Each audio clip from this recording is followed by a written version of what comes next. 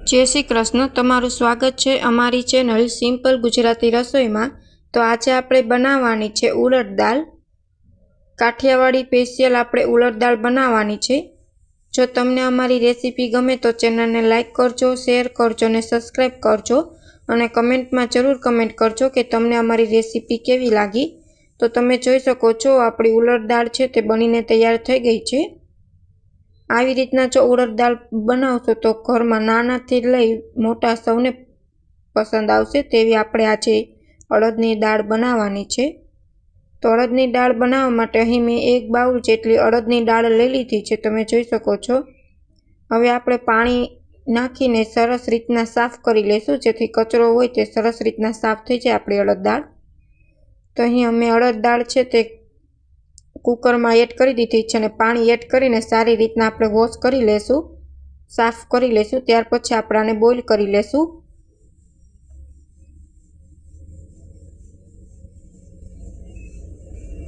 अहीं सरस रीतना मैं साफ करी लीधी है, पानी में धोई लीधी है। हवे आपणे थोड़ुं पाणी एड करशुं अने अहीं मैं टमेटुं सुधारी लीधुं छे। हूँ टमेटुं हमेशा बॉइल करूँ छुं त्यारे ज नाखी दऊं छुं जेथी सरस टेस्ट आवे छे उड़द दाळमां। अहीं टमेटुं एड कर दीधुं छे। हवे अर्धी चमची जेटલું हींग एड करी दईश अने अर्धी चमची जेटલું मीठुं एड करी दईश अने 1 चमची जेटલું तेल एड करीश जेथी उड़द दाळ छे ते आपणी उभराशे नहीं, केम के उड़द दाळ छे ते उभराती बहु होय छे जेथी पाणी गैस पर उभरातुं होय छे। आपणे 1 चमची तेल नाखी देवानुं जेथी उड़द दाळ छे ते उभराशे नहीं। અને હવે પાછું થોડું પાણી એડ કરી દે છે પ્રમાણે આપણે ઉડદ દાળ છે તે પ્રમાણે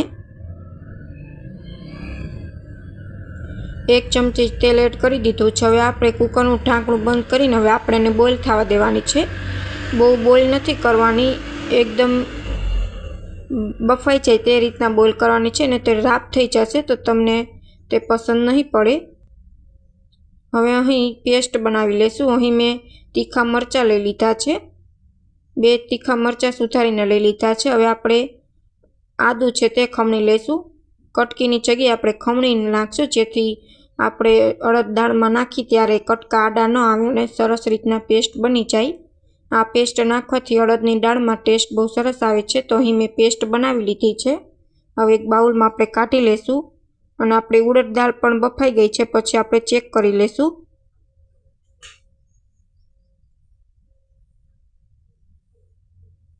जो આવી રીતના ઉડદની દાળ અડદની બનાવશો તો એકદમ ટેસ્ટી બનશે અને ઘરમાં સૌને પસંદ આવશે।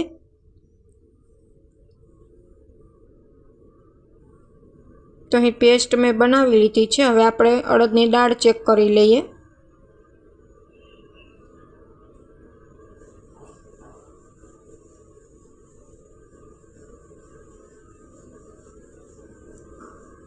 तो तमे जोई शको छो अड़दनी दाळ आपणी सरस रीतना छूटी छूटी एवी बफाई गई छे, एकदम राब नथी थई।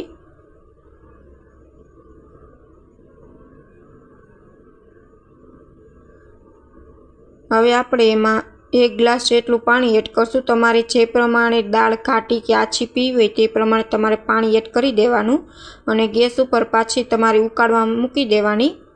हवे आपणे तेमां एड करशुं वघार। तो तेना माटे मैं અહીં 1 बाउल लई लीधुं छे, तेमां 2 मोटी चमची जेटલું तेल लई लीधुं छे। हवे तेमां लसण एड करी देशुं अने मीठो લીમડો एड करी देशुं। तेल आवी गयुं छे आपणुं। लसण मीठो લીમડો एड करी देशुं।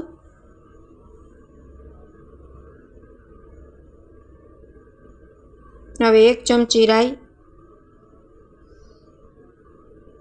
अर्धी चमची जेटली हींग, अर्धी चमची जेटલું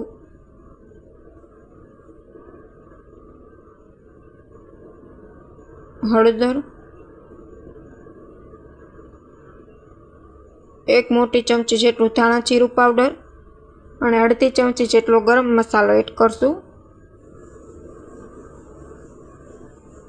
अने અહીં જે પેસ્ટ બનાવેલ છે તે એડ કરી દેશું। पेस्ट आम ज तमारे एड करवानी छे वघार मारो त्यारे जेथी सरस रीतना आदू अने मरचुं छे ते पाकी जाय, अड़दनी दाळमां ते काचुं न लागे। हवे आपणे वघार करी लीधो छे तेने आपणे अड़दनी दाळ उकळे छे तेमां एड करी देशुं।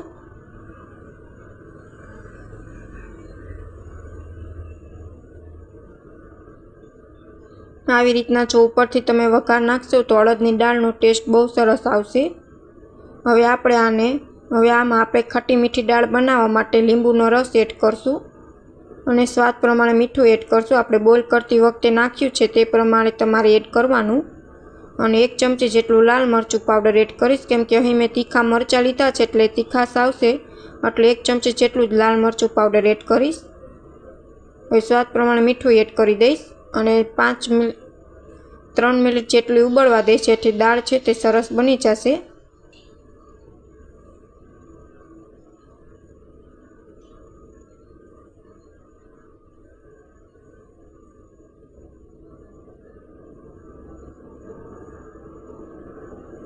તો તમે જોઈ શકો છો અડદની દાળ બનીને રેડી થઈ ગઈ છે।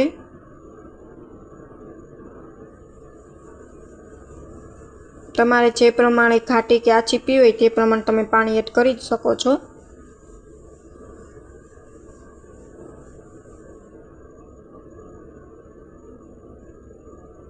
તો અડદની દાળ બનીને રેડી છે।